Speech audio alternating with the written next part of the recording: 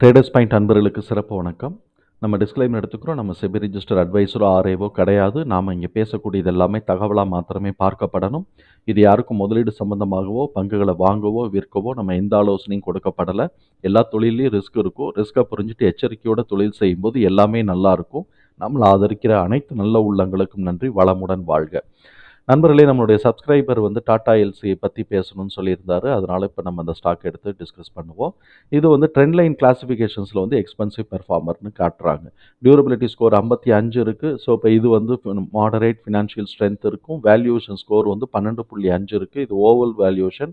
இதைத்தான் இவங்க expensive valuation அப்படின்னு சொல்லிட்டு அவங்க பெர்ஃபார்மர்னு சொல்லிட்டு அவங்க டேர்ம் பண்ணியிருப்பாங்க. மொமெண்டம் ஸ்கோர் 40.6 இருக்குது. இது இன்னும் டவுன் ட்ரெண்டுக்கோ அப் ட்ரெண்டுக்குன்னோ அது டேர்ன் பண்ணலை, நியூட்ரலாக ஓடிக்கிட்டு இருக்கு. அனாலிசிஸ்ட் 6,666ன்னு சொல்லிட்டு ப்ரைஸ் டார்கெட் பண்ணியிருக்கிறாங்க. இது டவுன் சைடு -4%. உங்கள் பிஇ ஜோனை பொறுத்த வரைக்கும் இது செல் ஜோனுக்குள்ளே வந்துருச்சு. இதோட ஃபண்டமெண்டல் கீ மெட்ரிக்ஸை பார்ப்போம். இன்ட்ரெஸ்ட் கவர் ரேஷியோ 57.7 இருக்குது. கரண்ட் ரேஷியோ 5.7 இருக்குது. இது high level of solvency ratio இருக்குது அப்படிங்கிறது புரிஞ்சுக்க முடியுது. ஆர்ஓசிஇ 39, ஆர்ஓஇ 31.3 இருக்குது. ரெண்டு டைப் ஆஃப் ரிட்டர்ன்லேயுமே இவங்க எபோவ் 30 கொண்டு வராங்க. ஸோ இப்போ இவங்க ப்ராஃபிட்டபிலிட்டி நல்லா மெயின்டைன் பண்ணுறாங்கன்னு புரிஞ்சுக்க முடியுது. டோட்டல் டெப்ட் டு ஈக்விட்டி இந்த இடத்துல நமக்கு டேட்டா இல்லை, அதனால கடன் இல்லாத கம்பெனி அப்படின்னு நம்ம யோசிக்கலாம். பிஇ 54.6வும் பிபி 17.3ஆகவும் இருக்குது. இது ரெண்டை பொறுத்த வரைக்கும் நமக்கு ஓவர் வேல்யூஷன் தான். பிஇ நம்ம 25 தான் மேக்ஸிமம் சொல்லுவோம். பிபி 15 தான் பிபி 5 தான் நம்ம மேக்ஸிமம் சொல்லுவோம். ஸோ இப்போ இது ரெண்டத்தை பொறுத்த வரைக்கும் நமக்கு over valuation. 1 year forward EPS estimation 141ஆகவும் சர்ப்ரைஸ் -1.5யும் எதிர்பார்க்குறாங்க. நம்மளுடைய கால்குலேஷனில் பார்த்துக்குவோம்.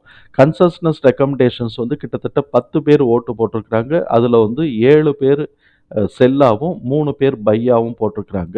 இவங்களுடைய cash flow statement net cash flow 118% year on year கூடியிருக்கு. Operating cash flow 44% year on year கூடியிருக்கு. அப்போ கேஷ் மேனேஜ்மெண்ட் நல்லா இருக்குது அப்படிங்கிறத புரிஞ்சுக்க முடியுது. Annual result net profit year on year 4.9% கூடியிருக்கு. Annual revenue 14% year on year கூடியிருக்கு. ஸோ இப்போ இதுவும் நல்ல ஆனுவலைஸ்டாக நல்லா ரிட்டர்ன் எடுக்கிறாங்கங்கிறதையும் நம்மளால் புரிஞ்சுக்க முடியுது. இப்போ நம்ம குவார்ட்டர்லி ரிசல்ட்டுக்குள்ளே வந்தோம் அப்படின்னு சொன்னோம்னாக்க, quarterly revenue year on year நம்ம குவார்ட்டரை இயர் ஆன் இயர் நம்ம கம்பேர் பண்ணும்போது 8% பாசிட்டிவாகவும், நெட் ப்ராஃபிட் அதே மாதிரி இயர் ஆன் இயர் கம்பேர் பண்ணும்போது -2%ஆகவும் இருக்குது. அதே சமயத்தில் நம்ம quarter to quarter revenue compare பண்ணும்போது இது ஒரு 10 கோடி ரூபா கீழே இறங்கியிருக்கு. அப்படின்னா கிட்டத்தட்ட ஒரு 10 கோடின்னு வச்சுக்கோம்னா, இது ஒரு 10% வருமானாக்க 10%, 1%ன்னு வச்சுக்கோமே.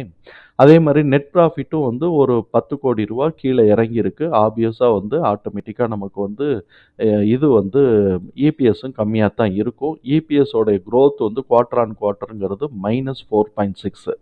இவங்களுடைய புக் வேல்யூ 402 இருக்குது. நம்ம இவங்களுடைய ஷேர் ஹோல்டிங் பேட்டர்னை பார்த்தோம்னாக்க ப்ரொமோட்டர்ஸில் அன்சேஞ்ச்டாக இருக்குது. இவங்க எஃப்ஐஐஎஸ் கிட்டத்தட்ட ஒரு 9% இறக்கி, இல்லை 9% இறக்கி 0.9% 0.9% இறக்கி வச்சுருக்கிறாங்க, இல்லை 0.5% இறக்கி வச்சுருக்கிறாங்க. இவங்க டிஏஎஸ் 0.9% இறக்கி வச்சுருக்கிறாங்க. இப்போ நம்ம இந்த இபிஎஸ்ல நம்ம எந்த பேட்டர்னையும் நம்ம இதில் ஃபிட் பண்ணலை. ஏன்னா இது அதே மாதிரி தான் போய்கிட்டு இருக்கு, ஒரே சீராக போய்கிட்டு இருக்கு. இப்போ இந்த டீட்டெயில்ஸை தூக்கி நம்ம எக்ஸல் ஃபார்மேட்டில் நம்ம போட்டோம். எக்ஸல் ஃபார்மேட்டில் நம்ம 2 விதமாக நம்ம கால்குலேட் பண்ண போகிறோம். ஒன்று 6,600 அப்படின்னு ஒரு லோ எடுக்க போகிறோம். இது எதுக்காக அப்படின்னு சொன்னாக்க, இந்த ரீசெண்ட் சைக்கிள் லெவலில் இது எவ்வளோ தூரம் ஏறிட்டு இறங்குறதுக்கு நமக்கு வாய்ப்பு இருக்குன்னு புரிஞ்சுக்க போகிறோம். அந்த இடத்த உடைச்சிட்டாங்க அப்படின்னு சொன்னால் நம்மளுடைய ஒரிஜினல் லோவான 1700க்கு எந்த லெவல் வரைக்கும் இறங்குது அப்படிங்கிறத நம்ம பார்க்க போகிறோம். இதில் ஃபேர் ப்ரைஸ் 1073. இது இப்போ கரண்ட் மார்க்கெட் ப்ரைஸுங்கிறது ஃபேர் ப்ரைஸை காட்டிலும் 6.4% டைம்ஸ் இப்போ கூடி கூட போய்க்கிட்டு இருக்கு. இதுவே ஓவர் வேல்யூஷன் தான். நம்மள பொறுத்தவரைக்கும் 2.5 தான். ஃபேர் பிரைஸ் இன்டூ 2.5 தான் மேக்ஸிமம். இதுதான் நமக்கு பார்க்க வேண்டியது. ஸோ இப்ப இந்த என்ட்ரியில நம்ம போட்டோம். இப்ப லோ பிரைஸ் வந்து 6,600க்கு பார்க்குறோம். 6,600க்கு பார்த்தோம் அப்படின்னு சொன்னாக்க, இப்ப இது வந்து ஓரளவுக்கு நியூட்ரல் ட்ரெண்ட்ல இருக்கு அப்படிங்கும்போது, அப் ட்ரெண்டோட பிரைஸ் மினிமம்த்த எடுத்தோம்னு வச்சுக்கோங்களேன், 7,476 எது இபிஎஸோட டிடிஎம். இந்த வருஷத்துக்கான டிடிஎம். அதே மாரி ஆனுவல் எஸ்டிமேஷன்னு நம்ம கால்குலேட் பண்ணோம்னா 7,522. அதுல 1.5% நம்ம கழிச்சோம்னா 7,512. இந்த ரேஞ்சுக்கு தான் இது வந்து இந்த ரேஞ்சில இது வந்து முதல்ல வந்து இது லை ஆகுறதுக்கு வாய்ப்பு இருக்கு. இதோட மேக்ஸிமம்னு போனா 7,673லேருந்து 7,729 வரைக்கும் இதோட மேக்ஸிமம்னு போனா. இப்ப இந்த குவார்ட்டர்ன்னு எடுத்தோம் அப்படின்னு சொன்னா 7,036லேருந்து 1,136 வரைக்கும் வாய்ப்புகள் இருக்கு. இப்ப வந்து இவன் வந்து என்ன பண்ணிட்டான், இந்த வருஷமே வந்து இந்த எஸ்டிமேஷன் ரேஞ்ச டச் பண்ணிட்டு, திருப்பி இவைங்க இந்த இடத்துல சுத்திக்கிட்டு இருக்கிறான். இந்த இடத்த சுத்தி உடைச்சு இந்த இடத்த உடைச்சு 6,800 வந்துட்டான்னு வச்சுக்கோங்க, கீழ இறங்க ஆரம்பிச்சுரும். இப்ப நமக்கு வந்து இந்த இடத்த வந்து முதல்ல நம்ம வந்து இங்க மார்க் பண்ணிக்குவோம். மார்க் பண்ணிட்டு பார்த்தோம் அப்படின்னு சொன்னா, இத கொஞ்சம் ஜூம் பண்ணி பார்ப்போமா? மார்க் பண்ணி பார்த்தோம்னு வச்சுக்கோங்க.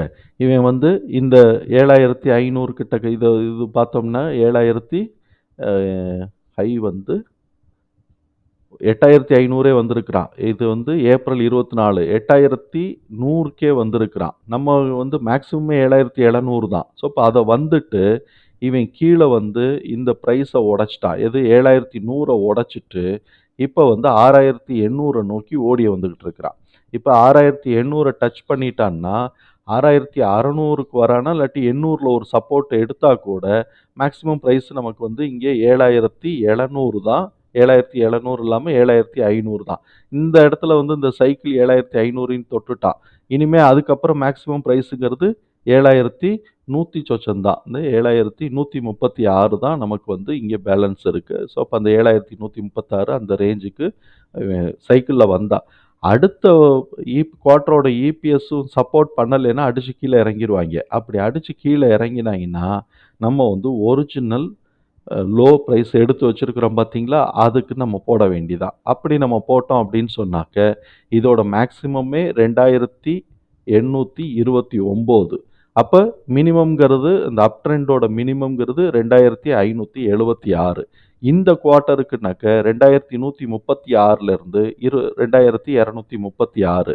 இதெல்லாம் உடைச்சு டவுன் ட்ரெண்டோட மினிமம்னு வந்தான்னாக்க, நம்ம வந்து 2,152 அதுக்கு தான் இங்கேயே நம்ம பார்த்துட்டோம். 1,900 வரைக்கும் நம்ம யோசிக்கலாம். ஸோ, இப்ப இந்த 2,152லிருந்தோ 2,152 வரைக்கும் நம்ம மேக்ஸிமம் நம்ம வந்து கீழ இறங்கலாம் அப்படின்னு நம்ம கருதலாம். எது இது வந்து லோ வேல்யூ 1,700க்கு வந்துச்சுன்னா, அதுக்கும் கீழ இறங்குறேன்னா 1,900. இதுதான் வந்து ஒரு ஃபேர் இதுக்குள்ள நம்ம எதிர்பார்க்கிறோம். இப்ப 6,800 உடைச்சுட்டான்னா, இவன் இங்க டெக்னிக்கலா நம்ம இங்க சப்போர்ட் எடுக்குறான் அப்படின்லாம் நம்ம சொல்லலாம். அப்படி வருதுன்னாக்க, இப்ப அந்த மாரி இந்த இடத்துல டெக்னிக்கலா இந்த இடத்துலலாம் சப்போர்ட் எடுக்கணும் அப்படின்லாம் வருது அப்படின்னு சொன்னாக்க, நமக்கு வந்து இபிஎஸும் கூட போகணும். புக் வேல்யூவும் ஆல்டர் ஆகணும். புக் வேல்யூ இந்த வருஷத்துக்கு இனிமே ஆல்டர் ஆகுறதுக்கு வாய்ப்பில்ல. இபிஎஸ் மேல போனா தான் நமக்கு வந்து இவன் இந்த இடத்துலலாம் சப்போர்ட் எடுப்பான். இபிஎஸ் இதே மாரியே 30, 35ன்னு பெர்ஃபார்ம் பண்ணிட்டு இருந்தான்னா, அடிச்சு கீழ இறக்கி 3,200க்கு வாப்பா, அந்த இடத்துல நம்ம சப்போர்ட் எடுத்துக்குவோம் அப்படின்னு அவிங்க சொல்றதுக்கு வாய்ப்புகள் இருக்கு. இதுதான் நம்மளுடைய நிலை. அதனால இவன் 6,800யோ 600யோ உடைச்சான்னா, டெக்னிக்கலா 5,800ல ஒரு சப்போர்ட் ரேஞ்ச் இருந்தா கூட, அத உடைச்சுட்டான் அப்படின்னு சொன்னாக்க, 3,200லேருந்து 2,800 ஒரு ஃபர்ஸ்ட் லெவலாவும், செகண்ட் லெவல் வந்து 1,900 ரேஞ்சுக்கோ வர்றதுக்கு வாய்ப்புகள் இருக்குங்கிறது தான் நம்மளுடைய புரிதல். தகவல் நமக்கு பயனுள்ளதா இருந்ததுன்னா, சங்கருக்கு ரொம்ப சந்தோஷம். நம்மள ஆதரிக்கிற அனைத்து நல்ல உள்ளங்களுக்கும் நன்றி. வளமுடன் வாழ்க.